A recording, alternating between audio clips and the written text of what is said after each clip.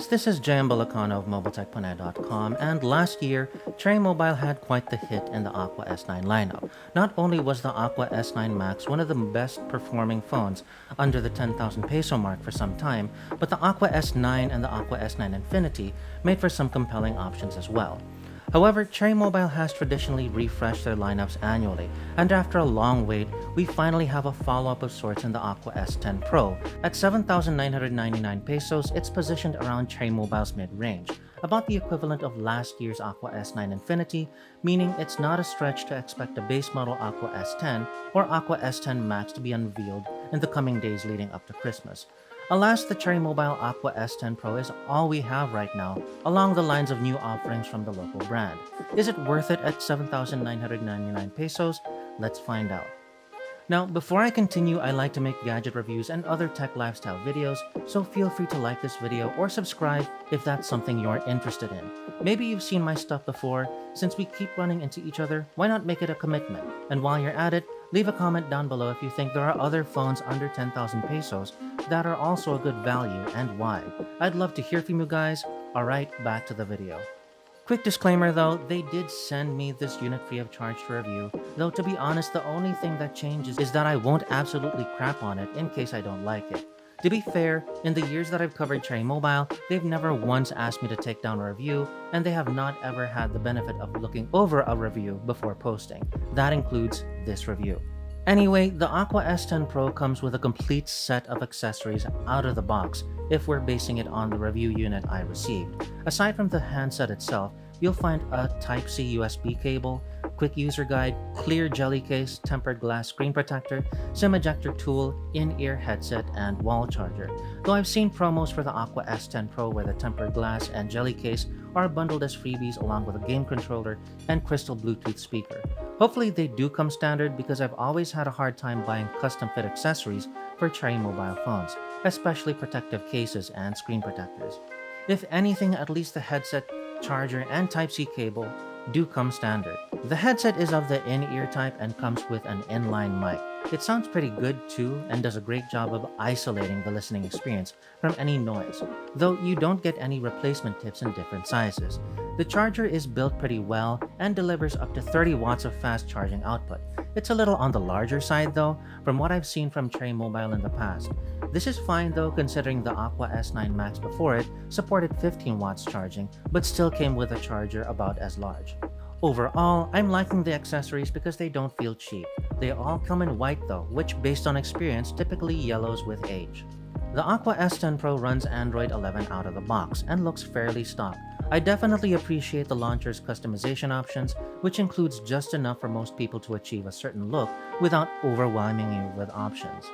Choosing a theme lets you change the overall look of the icons and folders, though the built-in wallpaper picker only lets you choose built-in wallpapers and not anything from your library. Still, you do get to customize the grid size and swiping animations, which almost means there's no need for you to install a third-party launcher. And the bonus is there's hardly any bloatware at all.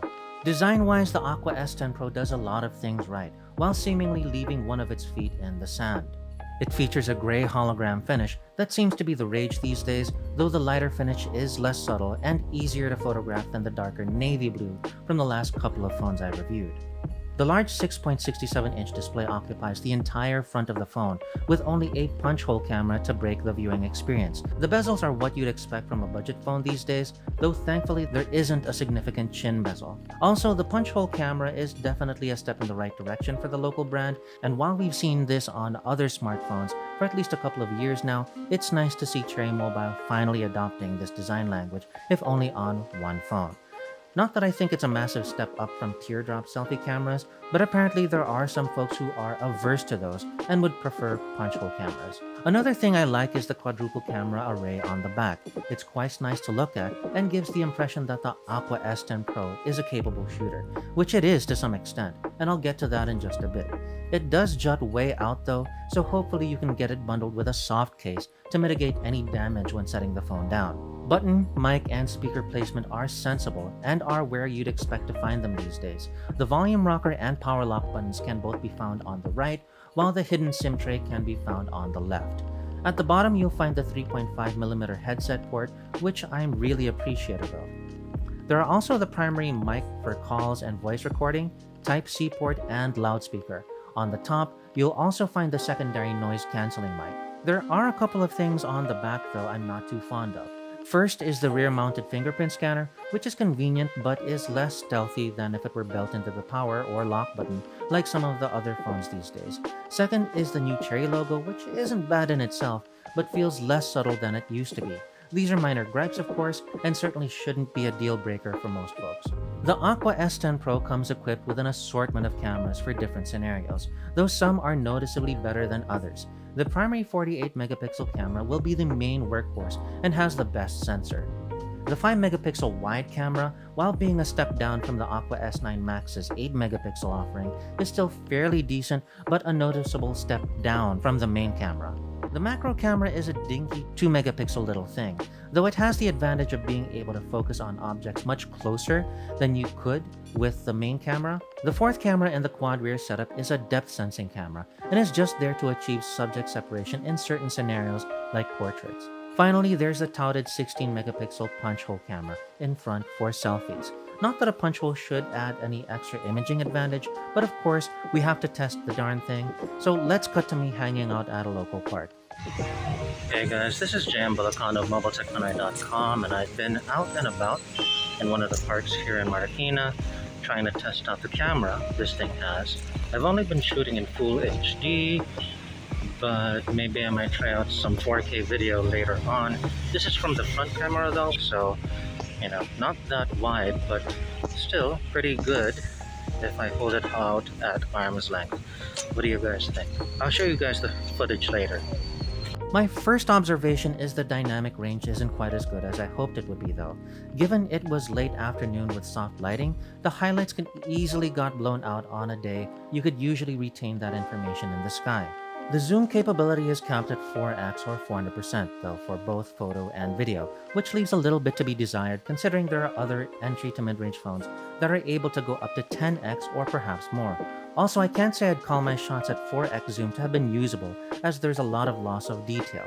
To be safe, I'd advise not going more than 2x zoom if you want passable shots. The wide camera doesn't seem to be quite as good as the one on its predecessor, the Aqua S9 Max, but it's still good enough. Certainly still great for landscapes, architecture, and interiors.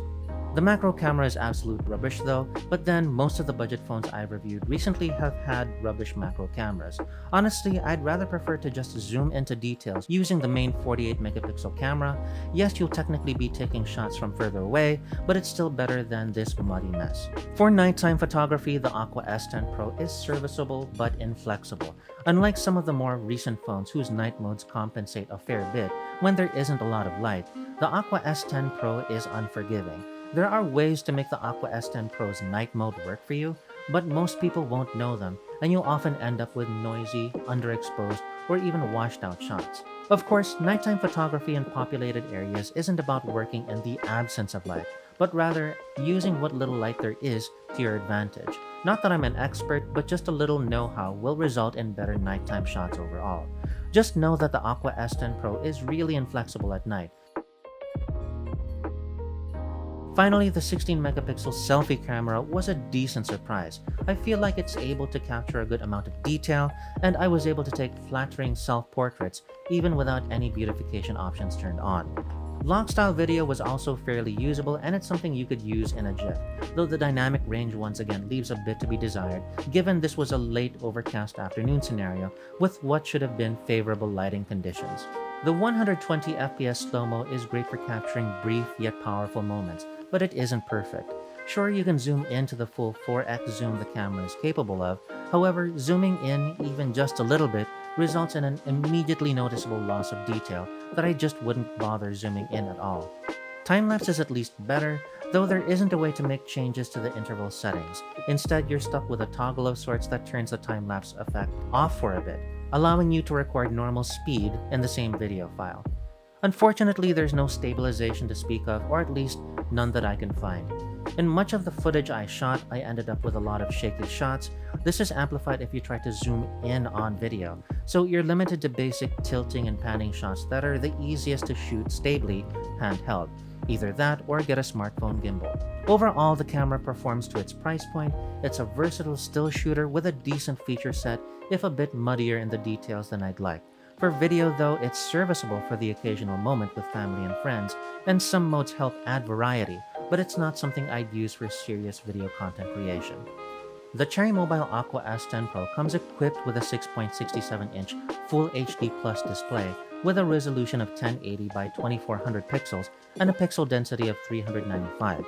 It's not the sharpest display out there, nor does it have the best viewing angles, but it's not like most people will notice. Overall, it's actually quite bright and decent, and it felt like I never needed to go above 30% brightness, except outside in bright sunlight, such as when I'd be driving and the glare became a problem. The headline grabber for Cherry Mobile though is this is its first punch-hole display, which leaves a smaller in-display footprint than a teardrop notch. To me though, it's only marginally less distracting than a notch. It's certainly sleeker though, and I'm all for poggy points on a phone. The Aqua S10 Pro blasts audio out of a single loudspeaker. Loudness is adequate, though it can be easy to obstruct the speaker depending on how you hold it, and it can be particularly easy to do if you're playing games on it in landscape orientation. I do appreciate that they kept the 3.5mm headset port.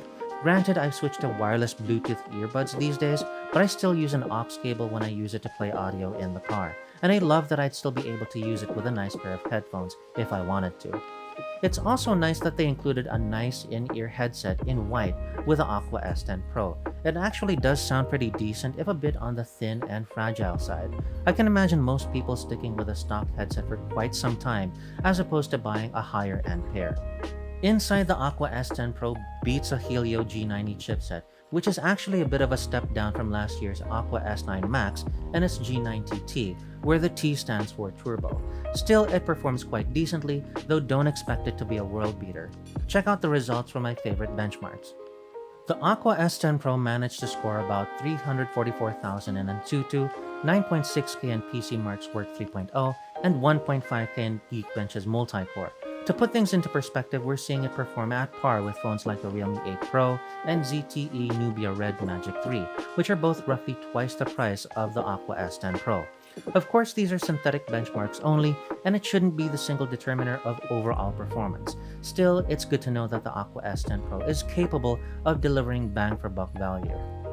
If you've waited a year since the Aqua S9 Max came out, the Aqua S10 Pro is interesting because it's powered by a Helio G90 SoC, which is actually a very slight step down from its predecessor's Helio G90T. In terms of gaming performance though, I didn't notice much of a difference. Shortly after reviewing the Aqua S9 Max, I actually played Call of Duty on it a whole bunch, and it got me to Legendary on both ranked multiplayer and Battle Royale. The Aqua S10 Pro doesn't handle all that differently and feels like a similar experience. I'm still able to compete without feeling hampered by the phone. Not that I'm a beast of a gamer or anything, and achieving Legendary in Call of Duty Mobile is still quite difficult. However, with the Aqua S10 Pro, it feels like I'm on the right path. Overall, the Cherry Mobile Aqua S10 Pro feels like a great value and is actually cheaper than the Aqua S9 Max back when it first came out, though rightfully so.